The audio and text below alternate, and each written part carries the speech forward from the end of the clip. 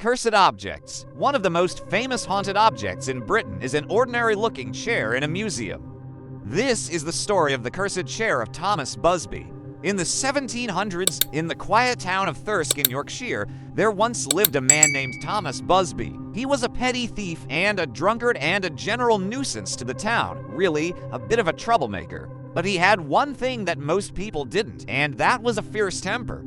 Around the late 1600s, Busby married Elizabeth, the daughter of Danielottie, who ran a small inn. And it was here in this inn that the story of the curse began.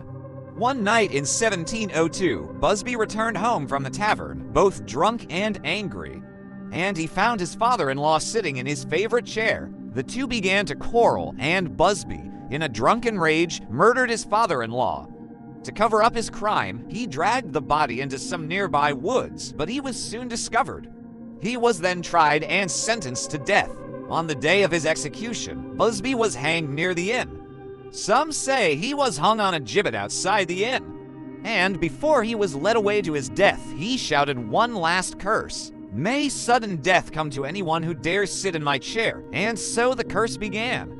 For over 300 years, the chair remained in the inn, and locals claimed the curse was terrifyingly real. They say soldiers stationed nearby during the Second World War, Canadian airmen, actually dared each other to sit in the chair. Many of them were reported to have never returned from their missions. Then there were the workmen who sat in the chair and were later involved in accidents, car crashes, falls, and other fatal mishaps. It was a small price to pay for a bit of fun, apparently, but it got worse. In the 1970s, a delivery man who tried the chair out crashed his truck the very same day. Another builder sat in it and fell to his death on a building site. It was too much. By this point, the landlord of the inn donated the chair to the Thirsk Museum. To prevent any more deaths, they hung it from the ceiling, out of reach, where nobody could sit on it.